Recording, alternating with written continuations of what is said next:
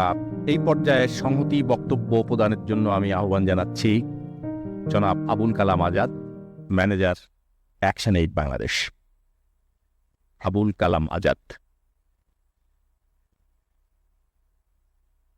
আসসালামু আলাইকুম, শুভ সকাল।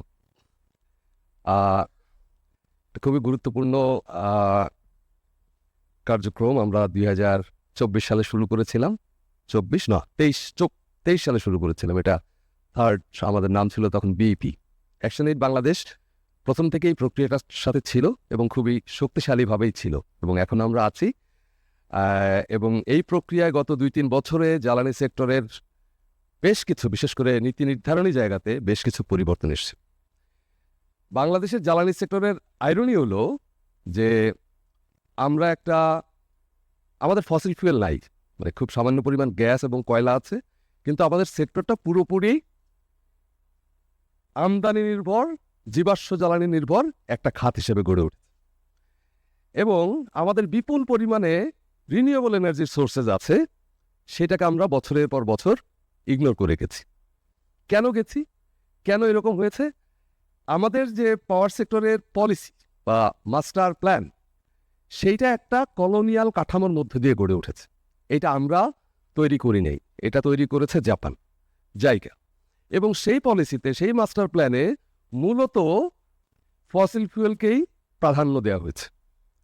আমি বর্তমান এই ইন্টারিম সরকার বা এই যে বর্তমান সরকার আছেন তাদেরকে ধন্যবাদ দিই যে তারা অনেকগুলো পলিসির পরিবর্তন এনেছেন। একটা খুব সিগনিফিক্যান্ট পরিবর্তন হলো যে আমাদের দ্রুত সরবরাহ আইনটা ওনারা বাতিল করেছেন, বিইআরসি আইন ওনারা সংস্কার করেছেন, রিনিউয়েবল এনার্জি পলিসি 2025 দিয়েছেন, এনডিসিতে টার্গেট সেট আপ করেছেন, সোলার রুফটপ প্রোগ্রাম নিয়ে এসছেন, এবং রিসেন্টলি একটা প্রাইভেট সেক্টর রিনিউয়েবল এনার্জিতে যাতে ইনভেস্ট করতে পারে, প্রাইভেট সেক্টর যাতে রিনিউয়েবল এনার্জি উৎপাদন করতে পারে এবং ডিস্ট্রিবিউট করতে পারে, তার জন্য একটা পলিসি দিয়েছে।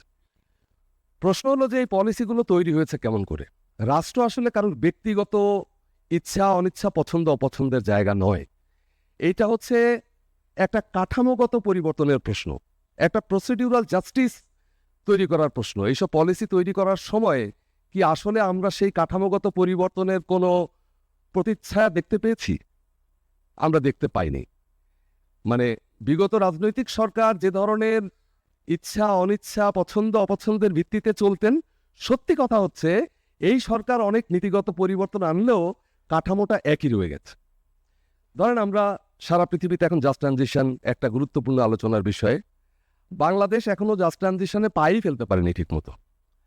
আমরা ধরেন অনেকগুলো লার্জ, মানে অনেক বড় বড় কোল পাওয়ার প্ল্যান্ট করেছি, মাতারবাড়িতে করেছি, পায়রাতে করেছি, আমরা রামপালে করেছি।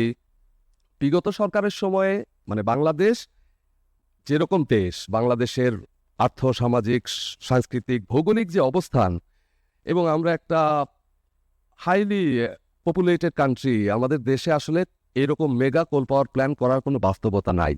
আচ্ছা, তারপরেও করেছেন, ঠিক আছে, কিন্তু সেখানকার যে মানুষগুলো, সেখানকার প্রকৃতি ধ্বংস হয়ে গেছে, এটা পরিষ্কার। কিন্তু সেখানকার যে মানুষগুলো, তাদের অধিকারকেও সেখানে অ্যাড্রেস করা হয় নাই। ঠিক আছে, এটা গত সরকারের সময় ছিল, কিন্তু বর্তমান সরকার আসার পরে সেই জায়গাগুলোতে সেখানকার মানুষগুলোর জন্য কি কোনো সুনির্দিষ্ট পদক্ষেপ নেওয়া হয়েছে যাতে এই মানুষগুলো পিছিয়ে না পড়ে? নেওয়া হয়নি। যেভাবে চলছিল সেভাবেই আসলে চলছে, দ্যাটস ট্রু। এবং সেখানকার মানুষদের জীবন জীবিকা কি অবস্থায় আছে সেটা সরকারের বিবেচনার মধ্যে আসলে নাই। তো ফলে আমরা যখন পলিসি নিয়ে কথা বলি, একটা পলিসি তৈরি করাটাই আসলে শেষ কথা না। পলিসিটা কেমন করে তৈরি হচ্ছে, কোন প্রক্রিয়ায় তৈরি হচ্ছে, সেই পলিসির যারা বেনিফিশিয়ারি, উপকারভোগী, তারা আসলে সেই পলিসি থেকে মানে কি ধরনের বেনিফিট পাবেন, সেই পলিসিতে তাদের মতামতের রিফ্লেকশন, মতামত থাকছে কিনা, সেটা একটা গুরুত্বপূর্ণ ব্যাপার। ফলে আমরা বলবো যে কাঠামোগত পরিবর্তন ছাড়া পলিসি গ্রহণ করাটা আসলে কোনো ইতিবাচক ব্যাপার হতে পারে না। সেটা শেষ পর্যন্ত কতগুলো ব্যক্তি তাদের ব্যক্তিগত বিষয় হিসেবেই থাকবে। এটা আসলে রাষ্ট্রীয় যে কাঠামোগত পরিবর্তনের জন্য এই গণঅভ্যুত্থান হয়েছিল এবং নতুন সরকার ফরমেশন এবং সংস্কারের কথা আমরা বলছি, সেই সংস্কার আসলে কাঠামোগত পরিবর্তনের সংস্কার, শুধুমাত্র কতগুলো নতুন নতুন পলিসি গ্রহণের সংস্কার না।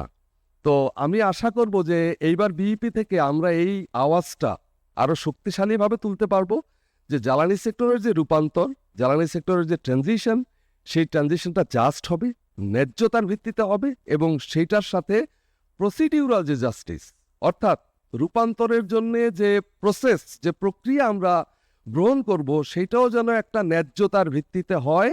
সেইখানে যেন সকল ধরনের স্টেক হোল্ডার, বিশেষ করে যারা সরাসরি বেনিফিশিয়ারি হবেন এই সেক্টরের রূপান্তরের ফলে, তাদেরকে যেন পরিষ্কারভাবে সম্পৃক্ত করা হয় একটা গণতান্ত্রিক প্রক্রিয়ার মধ্য দিয়ে আগায়।